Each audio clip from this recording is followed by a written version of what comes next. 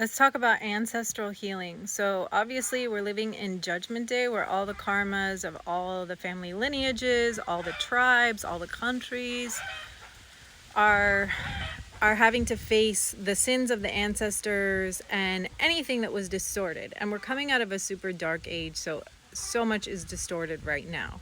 But luckily we have access now to these crystalline energies, which are realigning everything and cleansing us and reactivating our DNA, taking the distortions out of our DNA and putting us all back on track as our God selves, that we're meant to be on this planet.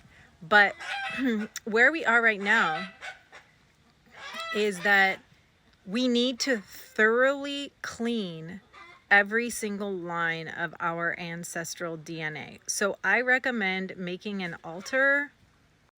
I'll include my altar at the end of this video, but an altar is just a placeholder so that you can focus your attention, and it can help you just remember what you're working on. And the real magic is in the focus. Hocus pocus, focus, focus. So you create an altar until it is altered. So you want to do a representative of each of your 4 grandparents, and then you really want to start just methodically. So what I like to do, you make the altar, you put some water, some incense, some flowers, whatever they liked, fruit or whatever. Then you need to so yeah, I have 4 grandparents. Only one of them has passed away. The other ones are living. So I'm doing this work, and they're still alive, and it does reflect into the physical reality. And whatever you don't resolve for your ancestors can show up in you as disease. So it's really important that we resolve these things so that we can stay healthy, and even we can even reverse our DNA damage to the point that we don't have to die. That's what I've been shown. So anyways, that's a process, but for now let's just get rid of the diseases, okay? So what I like to do, I curl up in a little ball on the earth like a seed, like I'm in a womb, like I'm in a womb, like in the earth womb, a seed in the earth. And I'm speaking directly to the oneness, to divinity, to the creator, creation, or to the Tao. I like to call it the Tao, because the Tao is the creator in its balanced form. Because currently we are existing as the creator, creation in a distorted form. So when I do this exercise, I speak to the Tao. And the Tao is the exalted form of creation. So I curl up like a seed. And then I can do this for myself also, so that I can restore the energies within me. But then I do this as each one of my ancestors. So I was working a lot recently with my paternal grandfather, who died less than a year ago, and I could feel a lot of unresolved energies still in the field of things that he left regrets, or just things that he didn't feel so settled about. And I could feel it also vibrating in me and in my DNA, and manifesting also as I got this like precancerous scab on my nose. I live in Mexico, so there's a lot of sun here. So skin cancer. So I'm like, oh, hello, Cancer. What are you? What is this? Like, what wants to be heard? What wants to be seen? And it was my grandfather, who recently died, who was feeling really unresolved about a lot of things. So I've really been focusing on him, focusing with him. And I curl up like a ball, and I imagine that I am him. Now, to me, my grandfather was an angel. He was always great to me. He was so sweet, and by the time I came around, he was really living a life of service. But in his younger days, he was a rascal, and he was not an angel for everyone, especially to my grandma. So I had to, and he left a lot of seeds on the earth, grandchildren, children. So, those seeds are all having a life of their own. Some of them are doing well, some of them are not doing so well. So he's tormenting with all of that, and worrying about that. And so anyways, I curl up like a ball, and I become my grandpa. I imagine that I am my grandpa. And then I begin to say, or to sing, or to silently chant Ho'oponopono to the Tao, to the balanced form of the whole. Okay, so like this, like curl up in a seed, speak to the Tao. I love you. I'm sorry, please forgive me. I thank you. I love you. I'm sorry, please forgive me. I thank you. So you repeat that. You keep repeating it and repeating it. Set a timer. Do it for 5 minutes and 55 seconds minimum to start. Like if I was your therapist, I would sit there with you and make you do that for 5 minutes.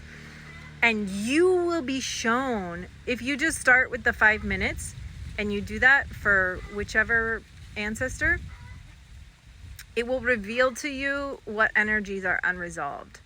And when you continue to chant this on their behalf, it will go through a transformation. The energies will mature, they will evolve, they will illuminate, they will become conscious. And so basically, I've been really focusing on my grandpa just to put those energies to rest. And what I saw was, so first he starts off real rascally or just real uncomfortable, like noticing all of the unresolved energies. But then what I saw was that, he really didn't have any guidance in his youth. Like he wasn't bad at his essence. However, he didn't have the proper orientation to be directed in a way to be, making really good decisions and understanding his role in the whole of everything, of like how to show up as a good man and how to serve the collective and what his role was in that. So he's just acting off of pure instinct and also receiving a lot of programs that were purposely meant to distort him, growing up Catholic. So with the illumination of all that, through presence, through witnessing, through patience, through compassionate witnessing, curious, compassionate witnessing, presence, time, patience, spaciousness, there's a digestion that happens, an alchemy, a maturation, a transformation. So you do this at least in little chunks of like 5, but you can do it longer. And you work on this until it feels resolved. So in the end, I saw that the energies did transform and resolve. Like he was able to like mature and come to reconciliation and see what would it have been like if he would have received proper guidance as a young man, like to say, look, you're so important and your masculine energy is needed for the collective, and this is how you show up in a good way for your tribe, and like this is how you treat women, and like this is what your sexual energy does, and this is what your strength does. And I was able to see like how it would have been if he would have been oriented, and then he was able to kind of align with those energies so that in that plane he's now more oriented and more at peace. So that's just one example, but I have to go through all of my lines for my own good, because if not, I mean, the skin cancers, the breast cancers, like they can come, and they come and we speak to them and we say, what do you want? What do you need? What message do you have for me? What needs to be laid to rest? What needs to be reconciled?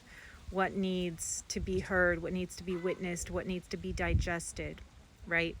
So cancer is like a big emotion, and sometimes it's yours and sometimes it's not yours, but it's from your ancestors. But your ancestors live in your DNA. So you can heal and you can put these to rest. And it's actually really important to do so right now because we're living through the apocalypse, which is Judgment Day. And everything is coming to a head now. So no one's getting out without the reconciliation. So it's important to truly, sincerely repent on behalf of yourself and all of your ancestors and ask forgiveness, and to completely also forgive everyone. And this is how we will collectively enter into a heart-centered, service-oriented jubilee of heaven on earth. So if you need help getting started or more guidance, or if you have questions about how to do this, I'm currently being told I need to do all of my sessions by donation. So you can reach out to me at lovelikeanocean.com and I can help you understand how to embark on this process more clearly. But all the answers are inside of you, so you can do it. So to make an ancestor altar, you want to get something that represents each of your 4 grandparents. It could be a picture or an item that they had. This is my grandma's crystal ball. My grandma is still alive. Most of my grandparents are. This is my other grandma. I got a picture of her, and family photos. Okay, so I have candles lit, fresh water, fresh flowers, incense. These are good things to feed the spirits.